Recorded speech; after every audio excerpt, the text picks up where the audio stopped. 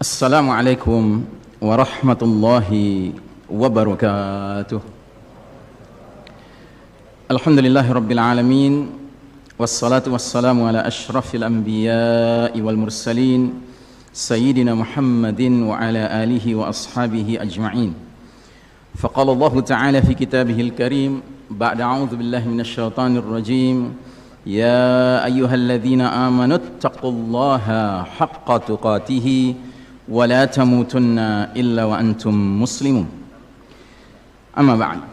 Jamaah sekalian rahimakumullah, setiap Jumat khatib berkewajiban mengingatkan jamaah akan wasiat taqwa. Dan alhamdulillah kita berada di syahrut taqwa, di bulan ketakwaan.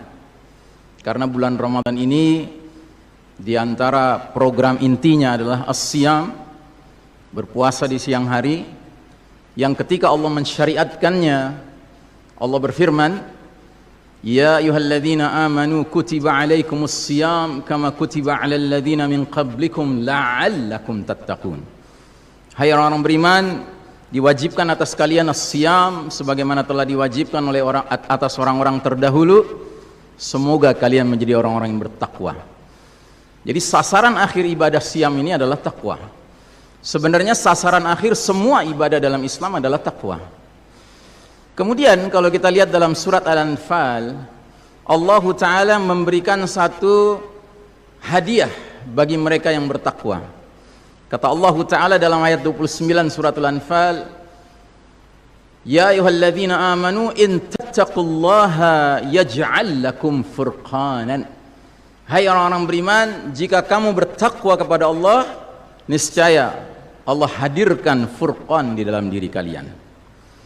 Dan kita tahu bulan Ramadan juga disebut syahrul Quran, sebuah bulan yang awal mula Al-Quran turun dengan 3 maksud: hudal linnasi wa bayyinatin minal huda wal furqan. Jadi kata furqan ketemu lagi di sini. Bisa dibayangkan ketika di bulan Ramadan kita benar-benar intim dengan Al-Quran yang isinya furqan, kemudian diri kita sendiri benar-benar kita garap, kita latih untuk benar-benar mencapai makna siam yang sebenarnya, sehingga kita merasakan ketakwaan yang menghadirkan furqan dalam diri kita. Ketika furqan dalam diri kita dengan furqan dari Al-Quran ketemu, dahsyat sekali. Lahirlah manusia-manusia yang mampu membedakan hak wal batil, mampu membedakan baik dan buruk, mampu membedakan mana yang benar, mana yang salah, dan mampu membedakan mana sunnah Nabi Muhammad SAW dan mana yang bid'ah. Umat ini berjaya selama 1342 tahun. Umat ini berada pada posisi yang menentukan. Umat manusia lainnya mengikut kepada umat ini. Tetapi pada tahun itu Allah Ta'ala dengan ilmu, dengan rahasia ilmunya dan hikmahnya mentakdirkan bahwa kepemimpinan umat ini harus berakhir. Dan muncullah sejak saat itu kepemimpinan pihak lain. Dan itu hak Allah untuk memilih siapapun yang dia inginkan memimpin dunia ini. Dan mulai sejak saat itu berlakulah hadis Nabi yang berbunyi, sungguh kalian umat Islam kelak nanti akan mengikuti jalan hidup, tata cara hidup umat-umat sebelum kalian, sejengkal demi sejengkal, sehasta demi sehasta, sehingga sekiranya mereka yang kalian ikuti sudah jelas-jelas masuk lubang biawak, kalian terus saja mengikuti mereka. Para sahabat bertanya-tanya, ya Rasulullah, al-Yahuda wan Nasara, apakah yang kau maksudkan itu kaum Yahudi dan Nasrani? Kata Nabi, faman, siapa lagi kalau bukan mereka? Dulu para sahabat mendengar hadis ini tercengang, heran, tidak bisa membayangkan. Tapi semenjak 100 tahun yang lalu, realitas inilah yang kita hadapi. Allah Ta'ala mencabut kepemimpinan dunia dari tangan umat Islam. Allah serahkan ke Barat, ke Eropa, Amerika, yang tiada lain adalah the Judeo-Christian Society, masyarakat Yahudi Nasrani. Dan sejak saat itu berlaku lagi hadis yang lain lagi yang berbunyi, la tunqadanna ural islami urwatan urwatan فكل من تخذت أروة تشبث الناس بالتي تليها فأولهن نقدا الحكم وآخرهن الصلاة. Nabi bersabda, tali ikatan Islam ini akan terurai satu simpul demi simpul. Bila satu simpul terurai, manusia bergelayutan pada simpul berikutnya, terurai lagi, gelayutan pada simpul sisanya. Terus kata Nabi menjelaskan, simpul yang paling awal terurai apa? Urusan hukum. Sedangkan simpul yang paling akhir terurai adalah urusan salat. Sejak 100 tahun yang lalu, negeri-negeri kaum muslimin, sadar tidak sadar, sengaja tidak sengaja, direncanakan maupun tidak, pelan tapi pasti melepaskan simpul Islam ini. Dimulai dari simpul hukum. Tidak ada negeri muslim lagi yang memberlakukan hukum Islam, hukum sekuler, hukum bikinan manusia yang diberlakukan. Tidak ada negeri Islam yang memberlakukan politik Islam. Politiknya politik kedaulatan di tangan selain Allah Ta'ala, sesuatu yang gak dikenal dalam ajaran Islam. Ekonominya ribawi, budayanya budaya hedonis, budaya asing sekali, di mana tanggal 14 Februari umat Islam ikut meramaikan Valentine's Day, tanggal 31 Desember meramaikan malam tahun baru dengan cara-cara mereka. Di bidang pendidikan kita menjadi pendidikan yang sekuler.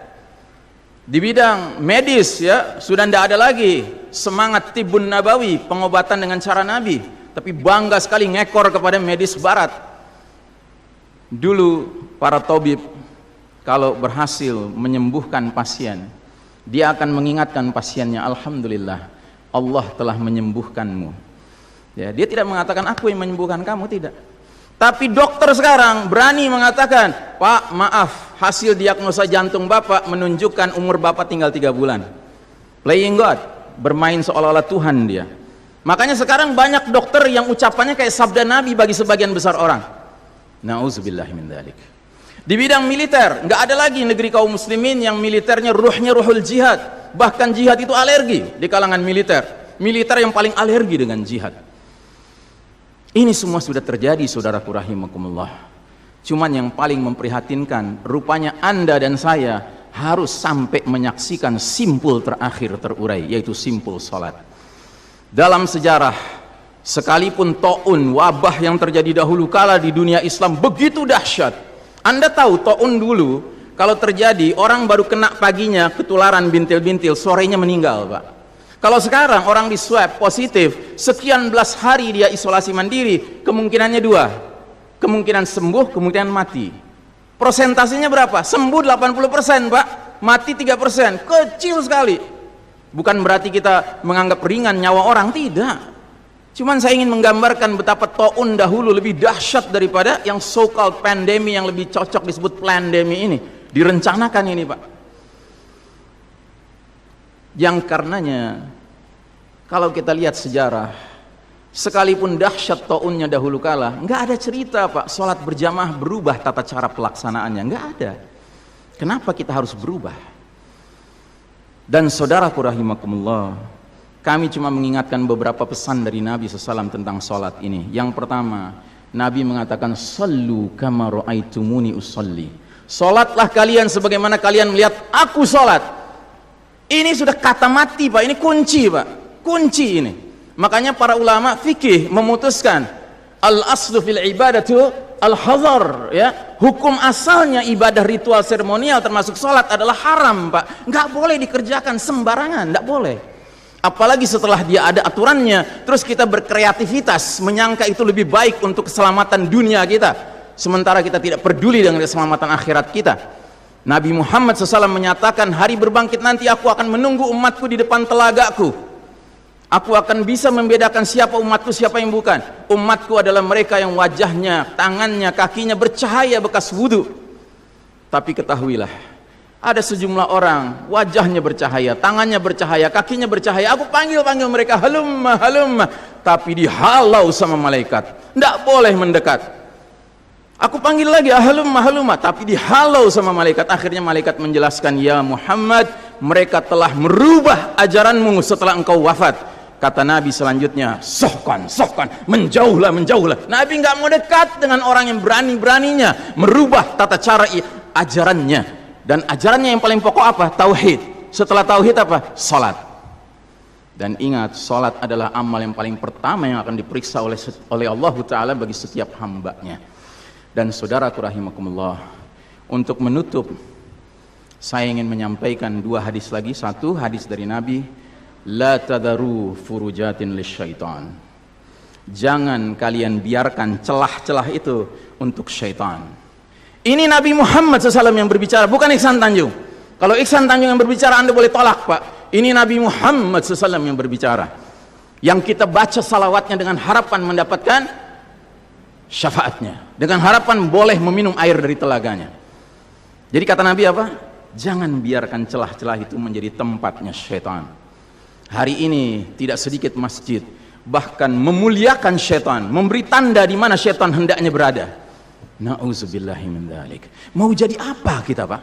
Mau jadi umat seperti apa kita? Ini adalah simpul terakhir, saudaraku. Kalau sampai simpul terakhir ini kita relakan lepas, sudah tidak ada sisanya ajaran ini di muka bumi. Karenanya saudaraku rahimakumullah, bagi saya urusan sholat berjamaah dan tata caranya ini bukan urusan pilihan fikih, Pak. Ini urusannya adalah urusan dengan musuh Allah Ta'ala.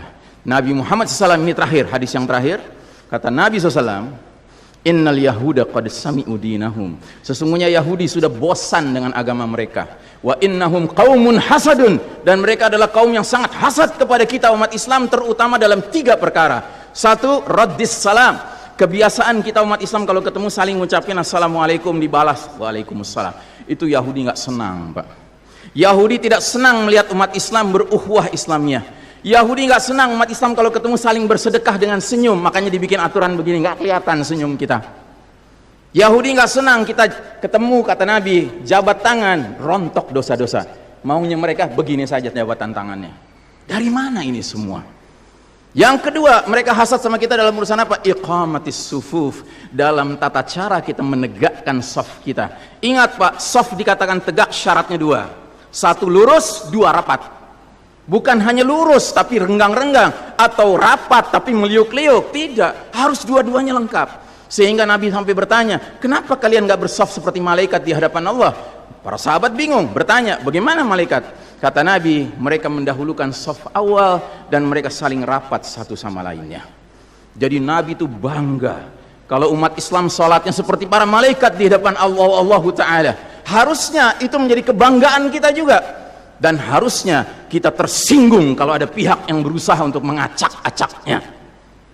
Dan yang terakhir, yang ketiga, Yahudi itu hasad sama kita dalam urusan apa? Dalam urusan umat Islam di belakang imam sholat wajibnya mengucapkan amin. Makin keras suara amin itu, makin geram mereka. Karenanya mereka bikin aturan, sempat 2 bulan masjid ditutup sama sekali, nggak terdengar suara amin dari jamaah karena nggak ada yang boleh ke masjid.